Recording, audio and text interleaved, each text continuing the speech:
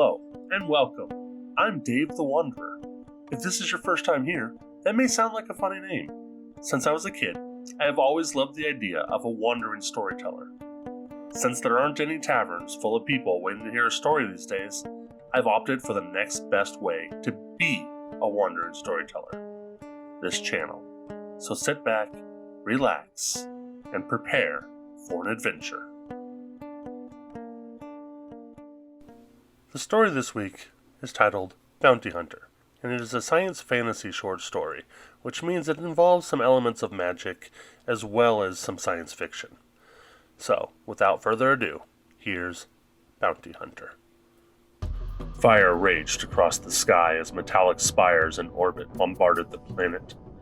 Superheated plasma cut through the atmosphere like droplets of magma expelled from a volcano. He turned his attention away from the fires and locked them onto a pudgy-looking man a few meters ahead of him. The thick alien known as a Fangfold waddled through the crowd of terrified onlookers, dodging left and right, oblivious of the danger around him. It was not unlike the Imperialists to bombard a planet. Faulk was sure he'd been on a number of worlds in this exact same situation, but he'd always been on the side of trying to get the hell out of Dodge, not following some pudgy Fangfold through chaotic streets as the world ended. Nonetheless, this is where he found himself. The Fangfold ducked into one of the buildings off to Faulk's left. The bounty hunter watched as three more men moved in behind the Fangfold. One smaller than the others, but they were still a bit of ways ahead of him, so he couldn't make out their details. Damn, Faulk cursed. He looked over his shoulder to a mechanical arm attached to his back. T, can you suss out who these guys are? The appendage of metal and gears popped up from his back and craned over his shoulder. An orb set in the end of the arm sparkled with lights as it peered the direction of the Fangfold, the building, and the three men. For Faulk, it was an agonizing moment of ignorance. He liked to know everything, and he didn't know who these men were. He didn't know if they were even after his target. T-360, the mechanical limb that attached to the harness and fused with Faulk's spine, only peered over his shoulder for less than a second. Affirmative. Grick, Khan, and Sarek Bloud. Bounty hunters, sanctioned by the guild, with contrary orders to your own. If the dead... The mechanical voice cut off as Faulk put a hand up in front of its glowing eye. Competition, Faulk said. I figured there'd be competition, but I was hoping not to go up against the brothers. Again. He contemplated his next actions carefully, as he waved his hand again to T-360. The bot obliged and folded back up under his coat. A blast of heated plasma penetrated the ground half a kilometer away and kicked up huge chunks of the earth. The ground groaned in protest. A nearby siren began to wail, and the air heated with the smell of ozone.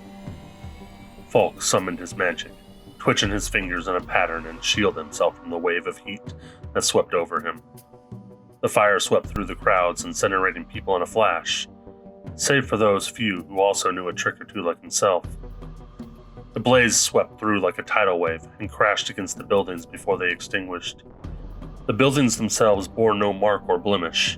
A blaze of blue and purple exploded from the buildings as the heat wave struck. A moment later, the colors were gone. Strong enchantments on these structures, Faulk said. T-360, curious as to Faulk's meaning, poked its eye out, scanning the building, then spoke quickly as it retracted again. Yes, quite. Well, here goes nothing, Faulk said, as he increased his pace, easing into a run. Amid the chaos raining down on the planet, he was not worried about the sound of his footfalls alerting the brothers. Maybe he should have been. Oi, what we got here? The first of the men stopped just short of the building's door. He was not large or imposing. Instead, he was a wiry toothpick of a man. His limbs were a mismatch of bone and twig. Bony protrusions stuck out like daggers from his flesh where his joints should have been. He grinned and stared towards Faulk. Is that you, Faulk? Why, you're looking the worse for wear, mate. Faulk had been feeling his age of his late, but he didn't think he looked that bad. He didn't say anything, but stopped a couple of meters away from the brothers. Beside Grick, the thin gangly one, Khan and Sarek stood at least a head taller than their older brother. Faulk looked at Khan and saw his jaw was wired shut with some metal contraption. Oof, did I do that to you, Khan? That business on Terra Volus 5 had been pretty amicable until you lot killed that janitor. Still, I didn't think T's sucker punch did that much damage. You sure I've underestimated you, mate? Crick said. Khan just growled. Sound advice, Faulk said. He noticed Crick was stalling, but why? Faulk felt T-360 launch from beneath the coat and strike something hard behind him. Faulk turned his head and looked at another alien, thin and bony like Crick, laying on the ground behind him. The figure groaned, but appeared to be at least semi-conscious. He figured this is what Crick was waiting for, a surprise attack. Faulk barely had a moment to dodge to his left before Khan and Sarek were on top of him. Crick grinned. Added to me crew up to that job on Terra's Volus 5. You got the better of us then. Didn't want to happen again. Even things had been amicable at first. You shouldn't have broke Khan's face. Faulk was not concerned. Caught off guard and slightly impressed with Crick's tactics, but not concerned. Khan and Sarek were predictable. They squared off with Faulk, each trying to stay to one of his sides. Faulk drew his plasma pistol. The SP-90 wasn't the newest model, but it packed a decent punch, and he would need the power to take both the larger brothers. Crick was already ducking inside the building. Faulk gritted his teeth and raised the pistol just as the metal-jawed brute called Khan leapt at him. Faulk had to adjust his aim to avoid the man's armored body. The SP-90 barked as a full plasma charge exploded into Khan's left side. The instantaneous smell of burning flesh and the cacophonous sound of Khan tumbling into the ground beside Faulk. It was short-lived, though, as Sarek's meaty hand clamped down on Faulk's gun arm. T, teach this guy a lesson, Faulk said. The robotic arm listened to his command and popped out of the coat. The glowing eye slammed into Sarek's jaw just as it had earlier. The grip on Faulk's arm loosened as T-360 punched again. The second blow took Sarek off his feet, and in a crumpled heap on the ground unconscious. Nice shot. Your appreciation is uncharacteristic, T said. Don't get used to it. Faulk rushed into the building to catch up with Crick. The wiry alien stood in the lobby, holding a very confused Fangfold. Crick's claw held the alien by the throat. Folds of fat dribbled over the edge of Crick's hand, and the bounty hunter curled his lip. Oi, this guy here is what you're after? Faulk. Looks like I dropped on you this time. Are my brothers alive? Yeah, mostly. Faulk clipped his words. Let the Fangfold go. Really? The Fangfold said. I have a name, you know. Shut up, Faulk and Crick said in unison. Then they turned back to one another. Crick spoke first. The planet's going to hell. I've got a bounty. Why don't you step aside? Crick wasn't able to say another word as a blast of plasma escaped from Faulk's gun, exploding the alien's head. Muck and gore covered the Fangfold, who now lay on the ground.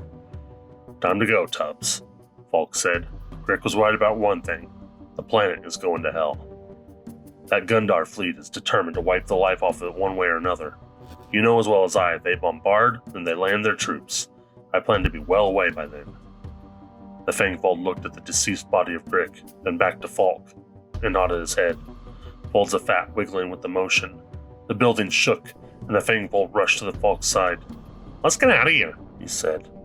Faulk turned to T. Some on the Vestor Star want to be wheels up in 10. Affirmative, T-360 replied. The Vestor Star is being temperamental. We will have to make it to the port. Faulk cut off his words as he turned and shot his pistol again, the plasma bolt taking Sarek in the head. Turning back to the T-360, he said, What do you mean, temperamental? The invasion has started, T replied. Shit, Faulk said.